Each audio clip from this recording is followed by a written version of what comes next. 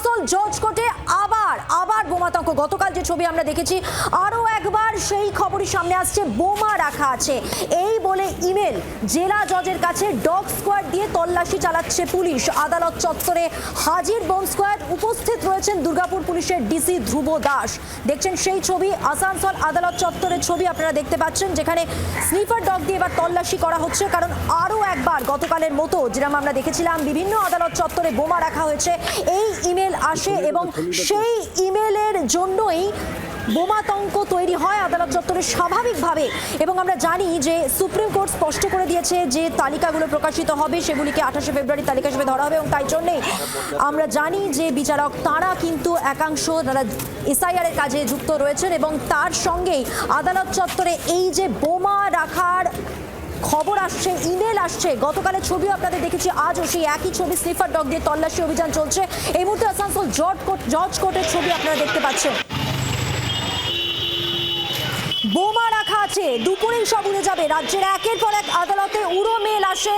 গতকাল যে আদালতে উড়ো মেল আসে সেই ছবি আপনাদের দেখাচ্ছি।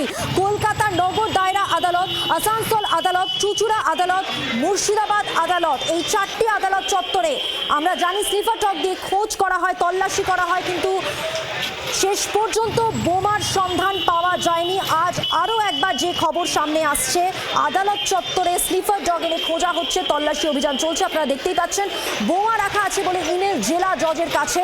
ডগ স্কোয়াড দিয়ে তল্লাশি অভিযান পুলিশের। আদালত চত্বরে হাজির বোম স্কোয়াড। বোমা রাখা আছে, দুপুরেই সব উড়ে যাবে। গতকাল যেরকম ইমেল আসে, আজও সেই একই ইমেল। আসানসোল আদালত চত্বরে বোমা রয়েছে। কথা বলবো, রয়েছেন প্রতিনিধি বাসুদেব চট্টোপাধ্যায়। বাসুদেব, ইমেল এসেছে, বোমা রাখা আছে, গতকালের মতো আজও বোমাতঙ্ক, কি ছবি?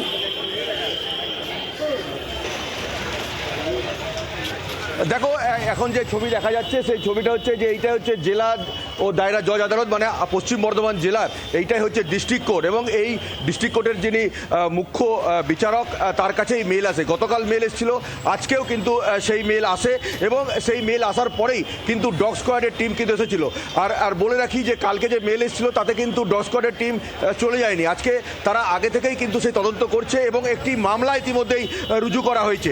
এবং আমরা ইতিমধ্যেই পেয়ে গেছি জেলা জজ আদালতের যিনি প্রধান কেরানি আছে। ভরতবাবু, কি বলবেন যে এই যে মেলটা এসছে, আবার মেল এসছে, কি এসছে? এটা আমাদের পশ্চিমবঙ্গের একটা, আমার ব্যক্তিগত মতামত, মানে কমিউনাল হারমোনির ব্যাপারটা এখানে বারবার আমাদেরকে ধাক্কা দিচ্ছে। কমিউনাল হারমোনিটাকে ব্যাঘাত করার কোনো শত্রুপক্ষের লোক চেষ্টা করে যাচ্ছে যাতে এইভাবে অফিসগুলোকে ব্যান্ড করে দেওয়া যায়। মেলে কি এসছে? আজকে মেলে এসছে নামাজের পর 15 জায়গায় RDX বাস্ট হবে। মানে কোথায়, পশ্চিমবঙ্গে? না, আমার কোর্টের লেখা আছে, বিচারকদের ঘরের মধ্যে RDX রাখা আছে, সেগুলো বাস্ট করবে। অর্থাৎ ইনি যেটা বলছেন সেটা যেমন আছে, পাশাপাশি আমরা পাশের যে রাজ্য ঝাড়খণ্ড, সেখানে ধানবাদ আদালত যে রয়েছে, ধানবাদ জেলা আদালত, সেখানেও কিন্তু মেল এসছে। অর্থাৎ ঝাড়খণ্ডের ধানবাদে যেমন মেল এসছে, সেরকমই পশ্চিম বর্ধমান জেলাতেও মেল এসছে। অর্থাৎ প্রায় যেটা জানতে পারা গেল যে নামাজের পরে যে ভারতবর্ষ ব্যাপী বিভিন্ন যে আদালত রয়েছে সেটা বোম দিয়ে উড়িয়ে দেওয়া হবে, এইরকমই মেল আসার পরেই কিন্তু সমস্ত রাজ্যের পুলিশ ইতিমধ্যে অ্যাক্টিভ হয়ে গেছে। শুধু পুলিশ নয়, রেলের যদি আমরা যাই, রেলে RPF তারাও কিন্তু তদন্ত শুরু করেছে। তারাও কিন্তু বিভিন্নভাবে পরীক্ষা নিরীক্ষা করছে এই ধরনের কোনো ঘটনা যেন ওইখানে না হয়। অর্থাৎ আসানসোলের শুধু জজ যে কোর্ট সেখানে নয়, গোটা রাজ্যের পুলিশ বিভিন্ন জায়গাতে কিন্তু তারা তল্লাশি করছে যেন এই ধরনের কোনো ঘটনা যদি না হয় বা এরকম যদি কিছু হয়ে থাকে তার তদন্ত তারা শুরু করবে বলে জানতে পারা গেছে। বাসুদেব, এইখানে একটা বড় প্রশ্ন উঠছে নিরাপত্তা নিয়ে। নিরাপত্তার প্রশ্ন তোলা হয়েছিল বিচারকদের পক্ষ থেকে প্রধান বিচারপতির কাছে। আমরা জানি সুপ্রিম কোর্টের নির্দেশের পর বিচারকদের বড় অংশ এখন এসআইআর কাজে যুক্ত এবং তারপরেই কিন্তু আমরা দেখতে পাচ্ছি পরপর আদালত চত্বরে বোমাতঙ্ক, বোমা রাখা আছে এরকম ইমেল আসছে।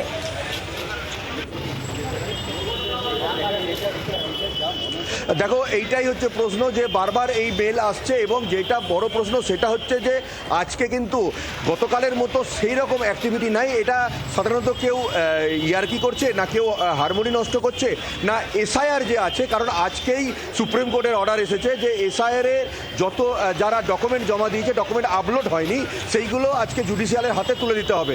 আজকে আর কালকে দুদিনের মধ্যে এই প্রক্রিয়া শেষ করতে হবে। অর্থাৎ যারা ম্যাজিস্ট্রেট তারা কিন্তু এসআইআরের কাজে পুরোপুরি যুক্ত।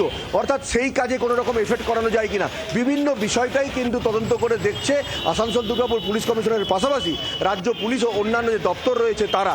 এখন এই প্রশ্নই কিন্তু উঠে আসছে বারবার এই গতকাল সাংবাদিক বৈঠকে মুখ্য সচিব কি বলেছিলেন শোনাবো। রাজ্যের বিভিন্ন আদালতে বোমাতঙ্কের খবর ছড়িয়ে পড়ে এবং তাতে সাধারণ মানুষ সহ বিচার প্রার্থীরা অসুবিধার সম্মুখীন হয়েছে। রাজ্য সরকারের তরফে পুলিশ ঘটনাস্থলে দ্রুততার সঙ্গে পৌঁছে যায় এবং ঘটনার তদন্ত চলে এবং তা মিথ্যে প্রমাণিত হয়। আমরা সরকারের তরফ থেকে সকল বিচারক এবং বিচার প্রার্থীদেরকে এই মর্মে আমরা আশ্বস্ত করছি যে রাজ্য সরকার তাদের সুরক্ষার জন্য সর্বোচ্চ প্রাধান্য দিয়ে বিষয়টা খতিয়ে দেখছে। বাংলার আওয়াজ, বাঙালির আবেগ, জি 24 ঘন্টা।